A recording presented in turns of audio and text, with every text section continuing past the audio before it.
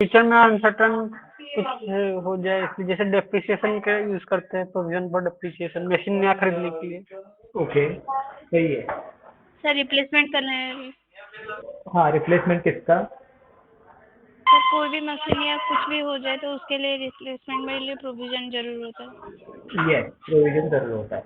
मतलब अभी कोई भी बिजनेस है, उसमें बहुत सारे बड़े बड़े मशीन है, तो समझ लो एक मशीन का प्राइस है 10 लाख रुपए, ऐसे। अभी ये बहुत ओल्ड मशीन है और इसको रिप्लेस करना है तो 10 लाख चाहिए। तो इसके लिए एवरी टाइम, हर साल अगर आप 1-1 लाख सेव कर रहे हो, तो आप प्रोविजन कर रहे हो कि नेक्स्ट टाइम आप 10 लाख का मशीन ले सकते हो। इसको बोलेंगे प्रोविजन, या कुछ प्रोविजन का मतलब क्या है, एक कन्वीनियंस आपकी।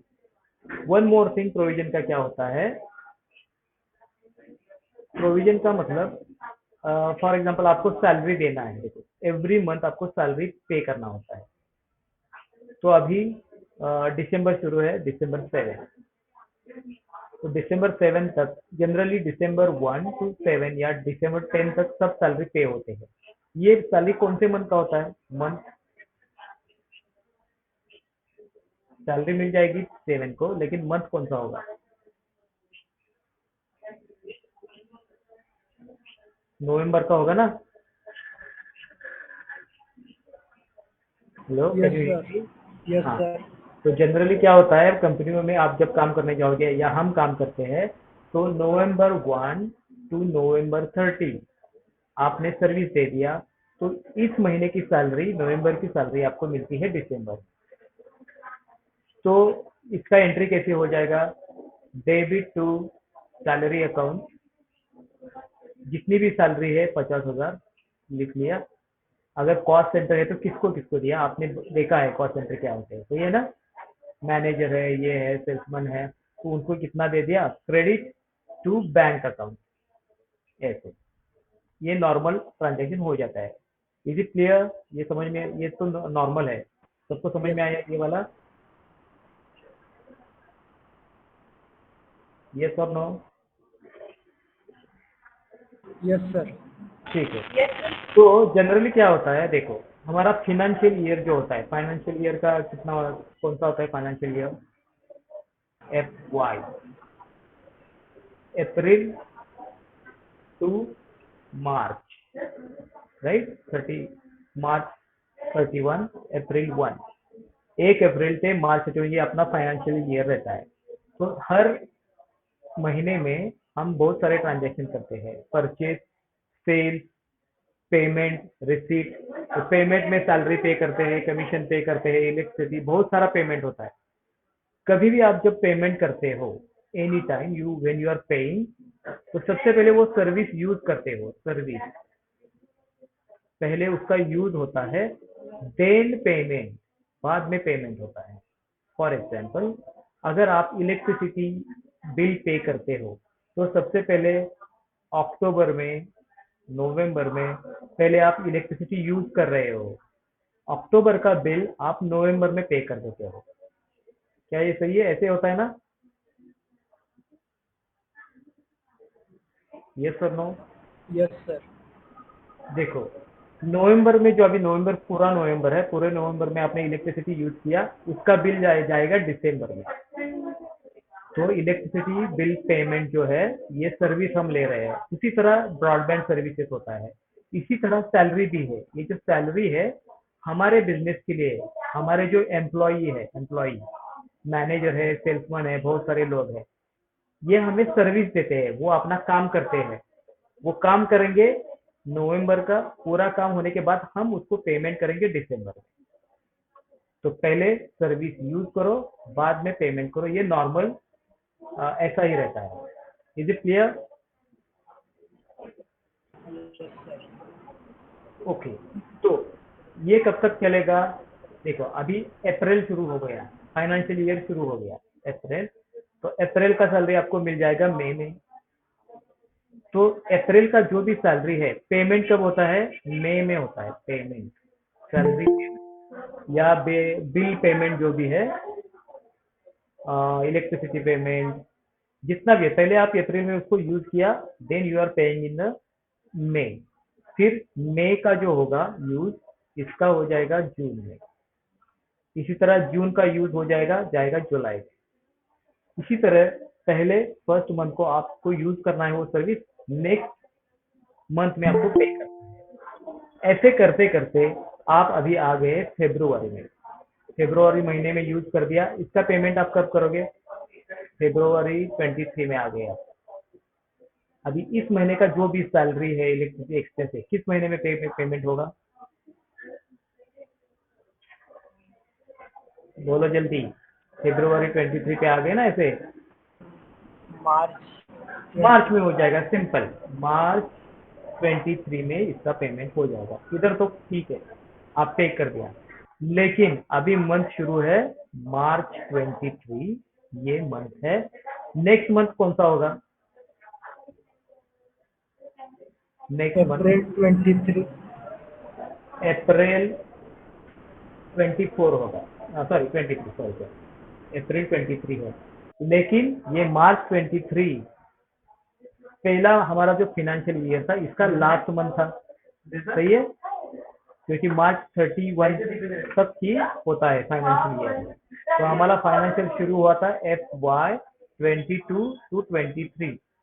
तो फेब्रुवरी का जो भी पेमेंट हुआ मार्च में ये सही था, लेकिन अगर जब मार्च का आप सैलरी दे रहे हो या कोई भी पेमेंट कर रहे हो तो ये आप कर लोगे नेक्स्ट महीने में, लेकिन ये तो नया फाइनेंशियल ईयर शुरू हो गया अप्रैल 23, अप्रैल में शुरू हो रहा है और 31 मार्च 24, ये न्यू फाइनेंशियल ईयर है, सही है ना, नया वाला।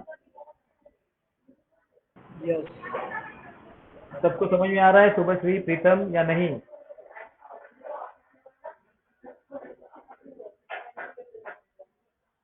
Rupali, Shubhashree? Yes sir. Yes sir. ठीक है, तो मतलब मुझे क्या मैं बता रहा हूँ, हमारा जो भी अकाउंटिंग होता है, ऑल अकाउंटिंग एक फाइनेंशियल ईयर का होता है, एक फाइनेंशियल ईयर। इसमें जो भी अकाउंटिंग है सबको क्लोज करना पड़ता है मार्च 31 को, ऑल ट्रांजेक्शन क्लोज कर दो, क्लोजिंग बैलेंस बन जाएगा इसका। लेकिन इधर क्या हो रहा है इस ट्रांजेक्शन में, लास्ट ईयर का ट्रांजैक्शन है सैलरी पेमेंट का, लेकिन ये तो नए साल में आ रहा है यहाँ पे, तो ये एंट्री हम डायरेक्टली नहीं कर सकते पेमेंट में, क्योंकि मार्च 30 को लास्ट ईयर के सब अकाउंट क्लोज हो जाएंगे, क्लोजिंग बैलेंस हो जाएगा। अकाउंटिंग क्लोज करना आपको पता है ना, मार्च एंडिंग तो सुना होगा आपने। Yes sir. हाँ, तो मार्च एंडिंग का मतलब क्या है, जो भी ट्रांजैक्शन होते हैं, ऑल ट्रांजैक्शन, जो ट्रांजैक्शन होते हैं जिसमें पेमेंट करना है, रिसिप्ट करना है, किसी का पैसे अगर देने हैं, किसी के पैसे आने हैं, किसका किसका आप पेमेंट करते हो? जो हमारे सैलरी क्रेडिटर है उनसे कुछ परचेस किया होगा, किसी की सैलरी देनी है, एक्सपेंसेस, किसी के इंटरनेट चार्जेस देने हैं, ये सब पेमेंट है। रिसिप्ट में जो हमारे डेटर होते हैं, कस्टमर, सन्ड्री डेटर, इनसे पैसा आता है, और फिर इनकम बहुत सारे होते हैं। तो ये पैसा अगर आपने परचेस किया है फिनेंशियल ईयर 23 में, 22 और 23 में, तो इसका पैसा भी इसी साल में आना चाहिए, तो वो एंट्री क्लोज हो जाएंगी। मतलब परचेस हो गया, फिर इसका पेमेंट भी हो गया, तो अभी ये ट्रांजैक्शन कंप्लीट हो गया इसी फाइनेंशियल ईयर में। क्या समझ में आ रहा है या कोई कुछ कंफ्यूजन है?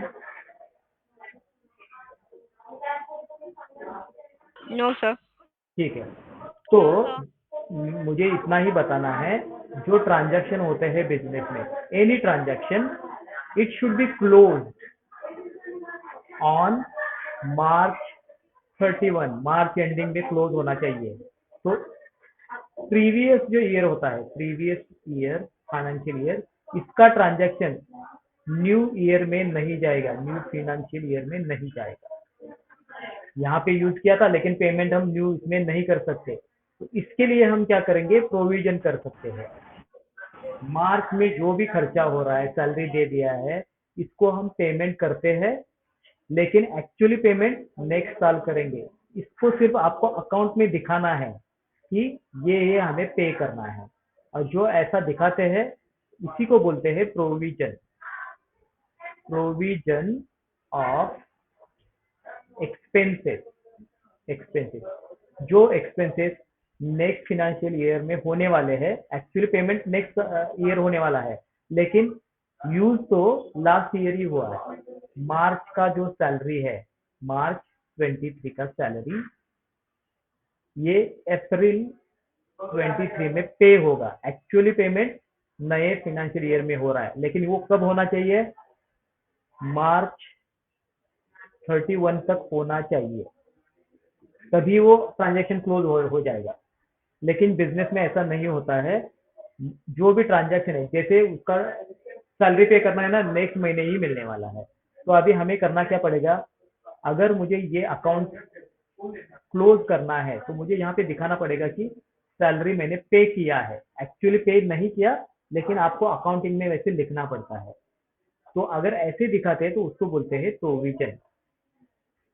तो इसकी एंट्री कैसी होगी? अगर हम सैलरी पेमेंट करते हैं तो सैलरी अकाउंट डेबिट होगा, और बैंक अकाउंट, कोई भी बैंक से आप दे रहे हो तो बैंक अकाउंट क्रेडिट होगा। ये नॉर्मल एंट्री है। लेकिन अभी हमें करना क्या है? सैलरी तो पे करनी है, लेकिन एक्चुअली कैश नहीं जाएगा।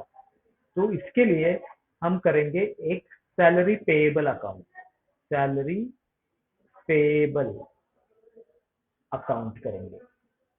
और दूसरा हमारा अकाउंट होगा सैलरी अकाउंट, सैलरी अकाउंट। जब आप सैलरी पे करते हो तो डेबिट किसको आएगा? कौन से अकाउंट को? When you are paying salary account. देखो, सैलरी अकाउंट को डेबिट आ गया, इसका मतलब आपने सैलरी पे कर दी। तो यहाँ पे भी अगर आप पे कर रहे हो तो सैलरी अकाउंट डेबिट हो जाएगा। पैसे कहाँ से जा रहे हैं? बैंक से, तो उसको क्रेडिट आ गया। लेकिन हमारा अभी मार्च चल रहा है और अप्रैल में सैलरी देनी है, तो इसीलिए इस ये ट्रांजैक्शन को हम इस तरह से कर सकते हैं। सैलरी तो देना है तो डेबिट कर दो सैलरी को, लेकिन बैंक से पैसा नहीं जाएगा, इस महीने में नहीं जाएगा, नेक्स्ट महीने में जाना है। तो इसीलिए मैं यहाँ से बैंक अकाउंट नहीं ले सकता। फॉर दैट एक सैलरी पेएबल नाम का एक अकाउंट बनाएंगे, उसको हो जाएगा क्रेडिट। जब डेबिट आ रहा है यहाँ पे, इसका मतलब सैलरी दे दिया, लेकिन क्रेडिट किया आपने सैलरी पेएबल अकाउंट, जो होगा under current liability. Current liability है। बैंक अकाउंट होता है अंडर बैंक अकाउंट। जब एक्चुअल पैसा जाता है तब बैंक अकाउंट यूज करो या कैश अकाउंट, लेकिन अभी पैसा जाने वाला है, आपको सिर्फ दिखाना है कि ये सैलरी देनी है। You are paying it later, लेकिन उसका एंट्री पहले ही आपके अकाउंट में आना चाहिए, तो उसको बोलते हैं प्रोविजन। प्रोविजन के लिए जो एक्सपेंस का प्रोविजन करना है उसका एक अकाउंट चाहिए हमें, और प्रोविजन के लिए उसका एक सैलरी एक्सपेंसेस पेएबल का एक अकाउंट बनाएंगे, पेएबल अंडर करंट लाइबिलिटी। तो मार्च में मैं क्या करूंगा? ये एंट्री कर दूंगा। हमें सैलरी 50,000 देनी थी, दे दिया, मतलब अकाउंट में दिखाई देगा ऐसे कि सैलरी पे कर दिया है मार्च का, और सैलरी पेएबल अकाउंट को क्रेडिट आ गया। बस इस एंट्री कर दो। और जब एक्चुअली पेमेंट करना है अप्रैल में, when you are going to pay April account, तो इसका एंट्री कैसे हो जाएगा? Don't write this salary account debit. अब यहाँ पे, क्योंकि ऑलरेडी हमने लिया था, यहाँ पे आ जाएगा अभी सैलरी पेएबल अकाउंट, इसको आ जाएगा डेबिट, ये होगा डेबिट, और क्रेडिट हो जाएगा कैनरा बैंक। तो इसको बोलते हैं प्रोविजन। कई बार हमें एडजस्टमेंट करने पड़ते हैं, जनरली ईयर एंडिंग में हमें खर्चा दिखाना है, लेकिन एक्चुअली पेमेंट नहीं होता है, तभी आपको प्रोविजन बनाते हैं। तो ये वाला प्रोविजन है, देखो, salary account debit to salary payable account, इस तरह से। और एक एग्जांपल लेते हैं तो आपको समझ में आ जाएगा। समझ लो, आपका जो कंपनी है अभी, ये कौन सा कंपनी है? ये वाला सरगम ट्रेडर्स है, और ये स्वराज स्टेशनर से, या देखो ये है ना, शुभम सेल्स किया है। चलो परचेस का देखते हैं। क्वालिटी सप्लायर से आपने कुछ गुड्स परचेस किए हैं, क्वालिटी सप्लायर से। हमारा कंपनी है सरगम, समझ लो अभी ये सरगम अकाउंट। दूसरा है क्वालिटी सप्लायर, ये है हमारा सन्ड्री क्रेडिटर। तो जब हम जनवरी में परचेस करते हैं फ्रॉम क्वालिटी, कितने डेज का होता है क्रेडिट पीरियड? 30 days। 30 डेज। तो अगर मैंने 1 जनवरी को परचेज किया तो इनको हमें पे करना पड़ेगा 30 जनवरी तक, या फरवरी में भी दे सकते हो, ये तो नॉर्मल ट्रांजेक्शन हो जाएगा। लेकिन कभी कभी होता क्या है, आपने परचेज किया है क्वालिटी ट्रेडर से, लेकिन आपने परचेज किया है मार्च 28 को हो गया, 28 मार्च 28, ये ईयर है 23। तो देखो 2 दिन में फाइनेंशियल ईयर क्लोज होने वाला है। तो अगर फाइनेंशियल ईयर क्लोज होने वाला है मार्च 31 तक, एक तो आपको इसको पेमेंट करना पड़ेगा, लेकिन आपके पास अभी पैसा नहीं है, आप तो नेक्स्ट, क्योंकि 30 डेज या 60 डेज का आपका क्रेडिट पीरियड है, आपके पास अभी पैसा नहीं, आप इसको पैसा नहीं दे सकते।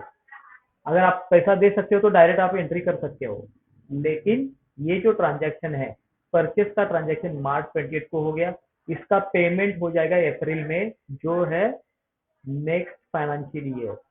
तो इसीलिए इसकी हम प्रोविजन कर सकते हैं, क्वालिटी सप्लायर का इतना पैसा देना है, दे दिया, लेकिन एक्चुअल पैसा बाद में जाएगा।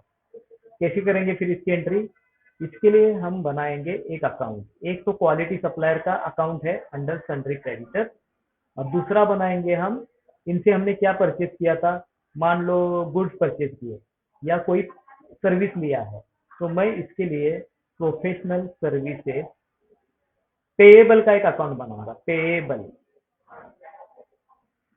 Under current liability. Quality suppliers को डेबिट करना है, क्योंकि अगर हम किसी को डेबिट करते तो इसका मतलब उसको पैसा दे दिया, और यहाँ पे क्रेडिट करते हैं दूसरा अकाउंट। अगर बैंक क्रेडिट में आ गया, इसका मतलब हमने उसको पैसा दिया, एक्चुअल पैसा भेज दिया, लेकिन इस ट्रांजैक्शन में पैसा तो नहीं भेजना है, इसमें सिर्फ दिखाना है कि उसको पैसा दिया। तो इसीलिए क्वालिटी सप्लायर हो जाएगा डेबिट, और प्रोफेशनल सर्विसेज पेएबल नाम का एक अलग अकाउंट बनेगा, ये हो जाएगा क्रेडिट, इस तरह से। और जब एक्चुअली पेमेंट करना है उनको, तो आप उसको पेमेंट कर सकते हो। कैसे? क्वालिटी सप्लायर को डेबिट कर सकते हैं और क्रेडिट टू कैनरा बैंक। क्या ये समझ में आ रहा है? क्या बहुत कुछ कंफ्यूजन हो रहा है? एडजस्टमेंट एंट्रीज है। सर थोड़ा समझा थोड़ा नहीं। ओके। अगर आपको एडजस्टमेंट एंट्रीज करनी है तो कौन से वाउचर में जाएगा एडजस्टमेंट एंट्रीज? क्या ये कॉन्ट्रैक्ट में जाएगा? एक तर जनरलच्या वाउचरला जाईल। ये तो all type of adjustment entries will go in journal, payment में नहीं, कॉन्ट्रा में नहीं, पेमेंट में, रिसिप्ट में, जो इस सब में नहीं जाता वो जाएगा जर्नल वाउचर में। तो हमें अभी करना क्या है, देखो ये वाला जो है ना, किधर है,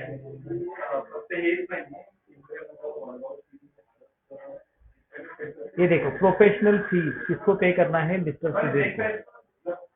तो इनसे हमने सर्विस लिया है, मिस्टर सुधीर से सर्विस लिया है प्रोफेशनल फीस का, वो हमारा अकाउंटिंग करते हैं, इनका पेमेंट करना है, इनका पेमेंट करना है, लेकिन अभी इस महीने में नहीं कर सकते क्योंकि मार्च एंडिंग आ गया।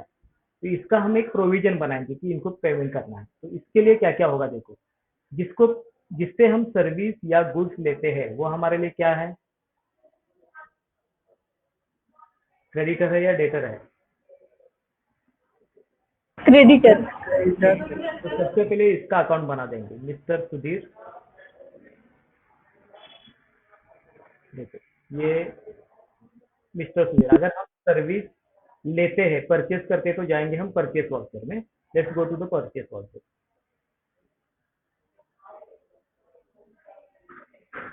परचेस, सर्विस परचेस करना है तो चेंज मोड कौन सा होगा? मोड, सर्विस परचेस करना है। इसमें से क्या यूज करोगे? Item, accounting, as voucher? As voucher. As voucher तो आप यूज करते हो नॉर्मली, लेकिन अगर और असेट परचेस करना है तो आपको जाना है अकाउंटिंग इनवॉइस।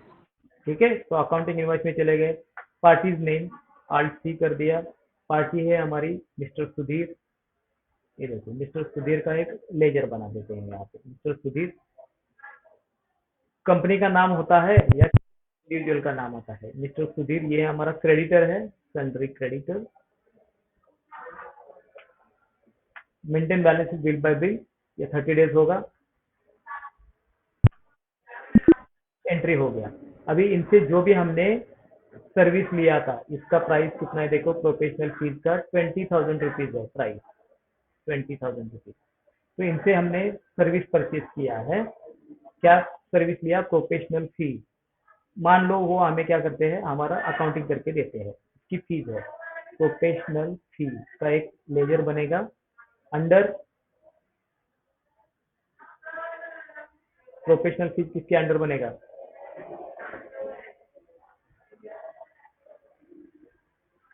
आप सर्विस परचेज कर रहे हो ना, आप गुड्स भी परचेज करते हो, सर्विस भी परचेज करते हो, तो किसके अंडर जाएगा? परचेज।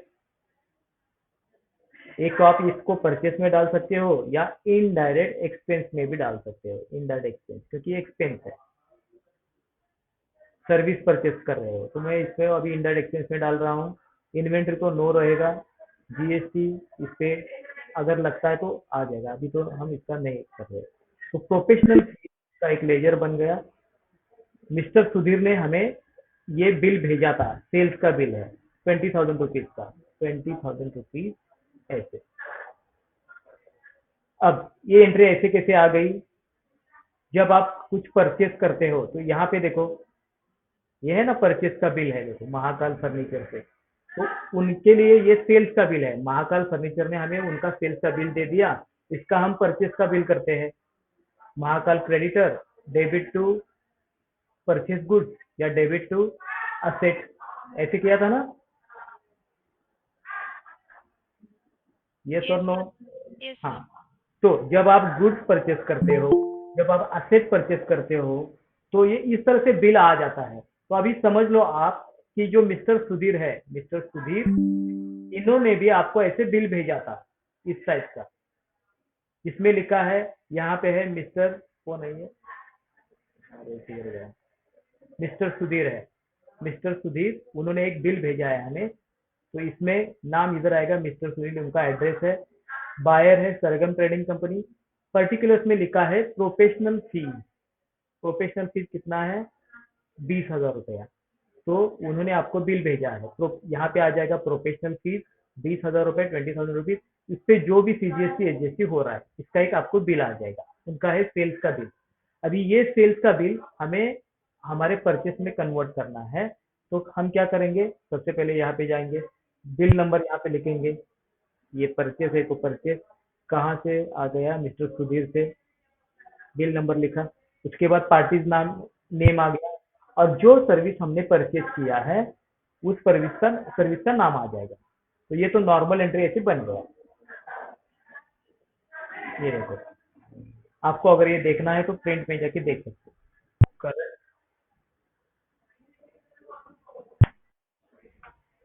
देखो ये प्रीव्यू में जाके मैं दिखा देता हूँ।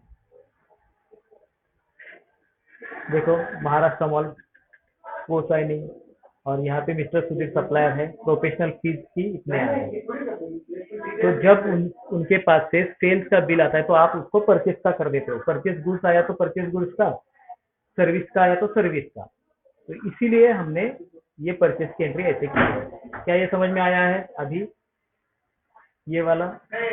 Yes sir. Yes sir. ये शुभश्री, सर फिर से ये थोड़ा बता देंगे वो? Sorry come again. सर ये जो सर और दोबारा थोड़ा सा समझा देंगे। ठीक है, अब क्या प्रॉब्लम क्या है बोलो, समझने में क्या प्रॉब्लम है?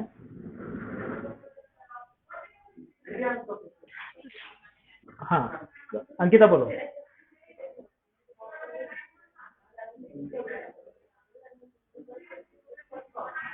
यस अंकिता, या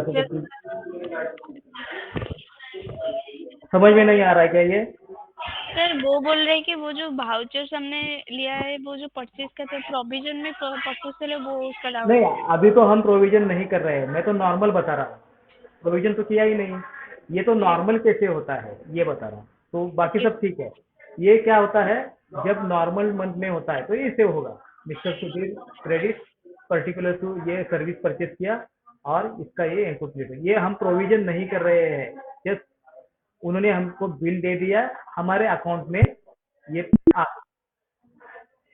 अकाउंट में हमने उसको रिकॉर्ड कर दिया। अभी इसको पेमेंट तो करना पड़ेगा ना, क्योंकि परचेज सर्विस किया है। जब गुड्स परचेज करते हो तो 30 दिन के बाद पेमेंट करते हो। तो अगर आपको इसको पेमेंट करना है तो I am going to payment voucher, debit to होगा मिस्टर सुधीर, ये मिस्टर सुधीर डेबिट हो जाएगा। अगेंस्ट रेफरेंस, ये जो 20,000 का बिल था इसका पैसा हम पे करेंगे उसको, क्रेडिट टू कैनरा बैंक, इस तरह से। तो नॉर्मल एंट्री जो होता है इस तरह से हो जाएगा, पहले सर्विस परचेज कर लो, एक परचेज का एंट्री, उसके बाद पेमेंट का एंट्री।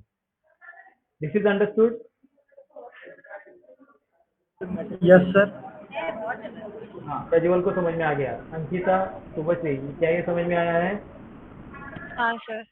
ठीक है, तो ये कब होगा?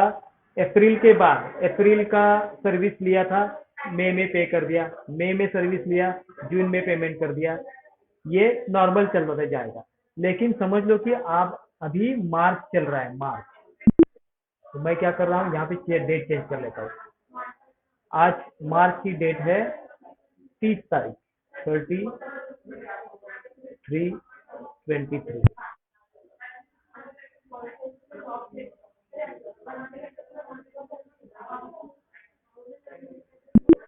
देखो मैंने 30 मार्च 23 लिया है डेट, दिख रही है आपको डेट?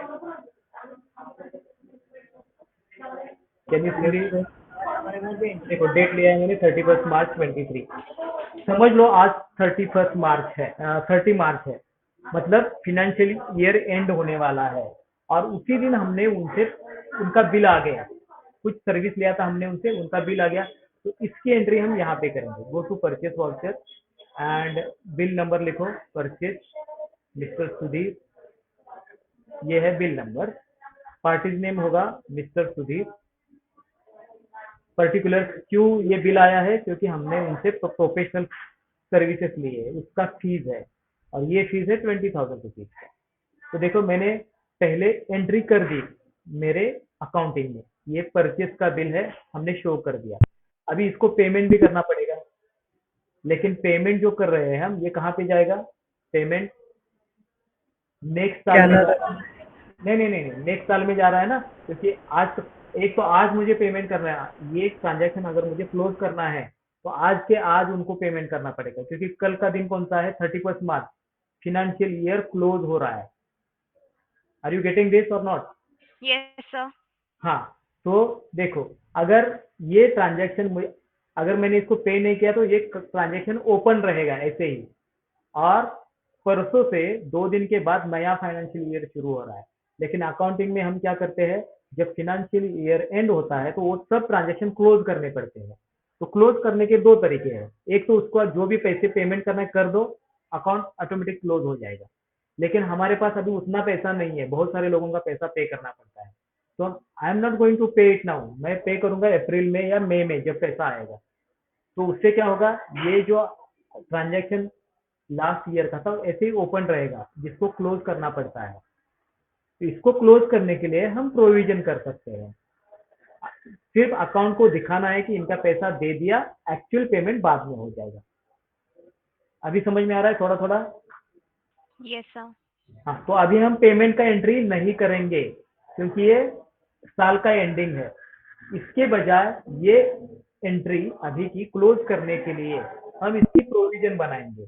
प्रोविजन बनाने के लिए गो टू वाउचर, अब जो एडजस्टमेंट एंट्रीज होती है वो सब जाती है जर्नल में, तो go to journal voucher. Debit, अभी डेबिट में क्या आएगा, आपको ऐसे दिखाना है कि मिस्टर सुधीर को पैसा दिया है, तो राइट नाउ यहाँ पे डेबिट टू मिस्टर सुधीर कर दो, मिस्टर सुधीर, उनका कितना पैसा देना है? 20,000 रुपीज आ जाएगा, ये 20,000 रुपीज पे कर रहे हो। लेकिन क्रेडिट में बैंक अकाउंट नहीं आएगा, कैश अकाउंट नहीं आएगा, क्योंकि अगर वो आता है तो इसका मतलब आपने पे किया, एक्चुअली आप तो पे नहीं कर रहे हो। इसीलिए क्रेडिट में इंस्टेड ऑफ कैश और बैंक आप एक नया लेजर बनाओगे। आज सी, ये है प्रोफेशनल फी पेएबल, जब आपको कुछ पे करना है लेकिन अभी पे नहीं कर रहे हो उसको पेएबल बोलते हैं, पेएबल। तो ये पेएबल का एक अकाउंट बना दो और इसको रखना है अंडर करंट लाइबिलिटीज। ये लाइबिलिटी है, बाद में पे करूंगा मैं, under current liabilities and that's it. तो आपने अभी क्या किया, एक एडजस्टमेंट कर दी, मिस्टर सुधीर को डेबिट कर दिया 20,000 और credit to professional fees payable, that's it. Actually पैसा तो नहीं गया, लेकिन देखो मिस्टर सुधीर का बैलेंस कितना दिख रहा है, 0 दिख रहा है। जब आप पैसा पे करते हो तभी उसका बैलेंस 0 दिखता है। यहाँ पे आपने सिर्फ मिस्टर सुधीर के नाम पे 20,000 रख दिए और जो क्रेडिट कर दिया प्रोफेशनल फीस पेएबल को। इसी को ही बोलते हैं प्रोविजन एंट्री। जो खर्चा बाद में पे करना है उसको सिर्फ अकाउंट में दिखाते हैं, तो इसको बोलेंगे प्रोविजन एंट्री। तो यहाँ पे क्वेश्चन में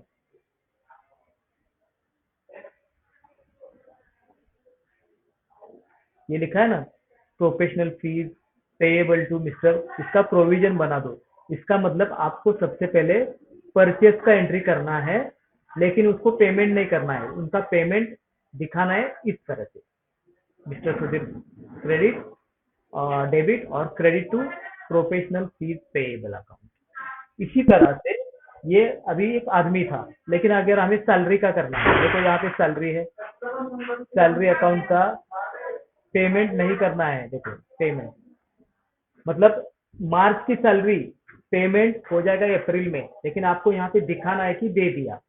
इसके लिए आप क्या करोगे, directly go to voucher, journal voucher, debit to salary account बना दो। जितना भी सैलरी है 50,000 सबका यहाँ पे डाल दो, 50,000, क्योंकि आपको खर्चा दिखाना होता है। इसी साल का खर्चा इसी फाइनेंशियल ईयर में आएगा, इसीलिए salary account 50,000, credit to cash और बैंक नहीं, यहाँ पे कर देंगे सैलरी पेएबल का एक account, payable under current liability, बस।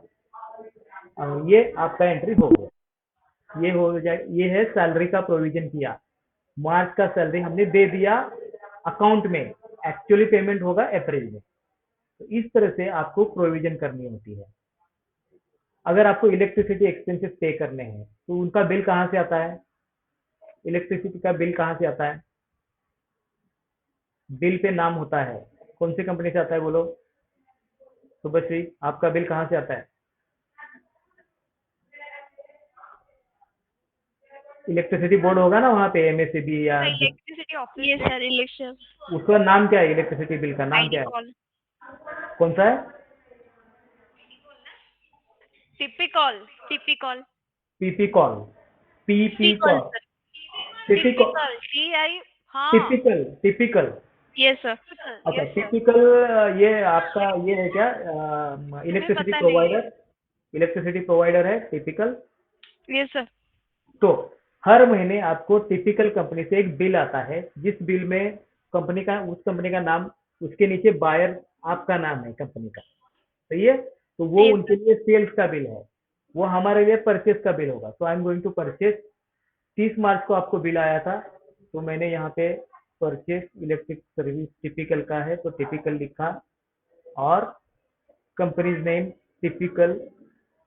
क्या ये सही है, टिपिकल यही बोल रहे हो ना, yes sir, yes sir. Electricity board, ये नहीं कंपनी का। सर, अच्छा आता, अभी रहने दो, ये तो ऐसे ही रहने दो, समझ लो कि ये टिपिकल कंपनी है हाँ सर, हाँ। और ये इनसे हमें बिल आता है। तो अगर किसी से हम सर्विस लेते हैं, गुड्स लेते हैं, उनका अकाउंट बन जाएगा अंडर सन्ड्री क्रेडिटर। ये देखो सन्ड्री क्रेडिटर हो गया। अब इसको हम पैसा क्यों देंगे, क्योंकि हम इलेक्ट्रिसिटी लेते हैं। तो यहाँ पे मैं इलेक्ट्रिसिटी बिल का एक लेजर बनाऊंगा, ऑलरेडी है, बता रहा है ये इलेक्ट्रिसिटी बिल, थोड़ा इलेक्ट्रिसिटी बिल सर्विस या इलेक्ट्रिसिटी बिल एक्सपेंसेस, ऐसे एक नाम बना देता हूँ अंडर इनडायरेक्ट एक्सपेंस। ये सर्विस है, तो आप परचेस के अंडर भी ले सकते हो या इनडायरेक्ट एक्सपेंस के। तो चलो इनडायरेक्ट एक्सपेंस ले रहा हूँ मैं यहाँ पे, जीएसटी तो अप्लीकेबल नहीं है इसके, सर परचेस दिला तरी चालतं ना त्याला? परचेज दिया तो भी चल जाएगा। चलो इलेक्ट्रिसिटी बिल समझ लो 1000 का बिल है, तो हमने क्या किया, उन्होंने जो हमारे पास बिल दिया इसकी एंट्री सिर्फ किया, रिकॉर्ड किया, ट्रांजैक्शन हमारे अकाउंट में आ गया। अभी इसको पेमेंट भी करना है ना, सिर्फ अकाउंटिंग में ले लिया तो उसका पेमेंट भी होता है, सबसे पहले परचेस हो गया, अभी पेमेंट हो जाएगा। लेकिन because this transaction is on 30 मार्च, हम इसका पेमेंट अभी नहीं करेंगे, नेक्स्ट ईयर में करने वाले हैं, न्यू फाइनेंशियल ईयर में। तो इस अकाउंट को क्लोज करने के लिए आपकी क्लोजिंग एंट्री करनी पड़ेगी। इसीलिए गो टू जर्नल वाउचर, पैसे किसको देना है, टिपिकल कंपनी को। तो टिपिकल को इलेक्ट्रिक बोर्ड ले लो, उनका जितना पैसा देना है 1000 रुपीज डेबिट में आएगा, और क्रेडिट को आ जाएगा इलेक्ट्रिसिटी बिल पेएबल का एक अकाउंट बना दो। पेएबल जो भी एक्सपेंस है उसका पेएबल का अकाउंट बनाना है, और अंडर करंट लायबिलिटी हो गया, ले गया। और ये एंट्री हो जाएगी हमारी एडजस्टमेंट एंट्री प्रोविजन। इसका मतलब क्या हो रहा है, देखो इलेक्ट्रिकल बिल का जो भी करंट बैलेंस था वो जीरो हो गया। इसका मतलब आपने उसको अकाउंट को क्लोज कर दिया, पैसा दे दिया, ऐसे यहाँ पे दिखाया। पैसा तो एक्चुअली बाद में जाएगा, पैसा कब जाएगा, नेक्स्ट ईयर जब डेट चेंज हो जाएगा। फॉर एग्जाम्पल मैं अभी डेट चेंज कर रहा हूँ 2 अप्रैल 23, नया, अब ये तो नहीं आएगा इसमें क्योंकि फाइनेंशियल ईयर मैंने क्लोज किया है, तो मैं इसी साल में कर रहा हूँ। एक्चुअली डेट नेक्स्ट का होगा, तो इसका पेमेंट कैसे हो जाएगा, when you go to the payment voucher, debit में आ जाएगा इलेक्ट्रिसिटी बिल पेएबल अकाउंट। सिर्फ फर्स्ट मंथ के लिए ऐसा होगा, electricity bill payable 1000 rupees and credit to cash और बैंक। तो इससे क्या हो जाएगा, वो एंट्री क्लोज हो जाएगी नेक्स्ट साल में। जब आप प्रोविजन करते हो तो आपको पेमेंट नहीं करना है, वो चीज सिर्फ परचेस का किया, सिर्फ प्रोविजन करो और वेट। तो आपको क्या करना है, यहाँ पे पेमेंट नहीं करना है, सिर्फ पहले परचेस करना है, उसके बाद सिर्फ प्रोविजन करना है कि ये पैसे दे दिए। Is it clear now?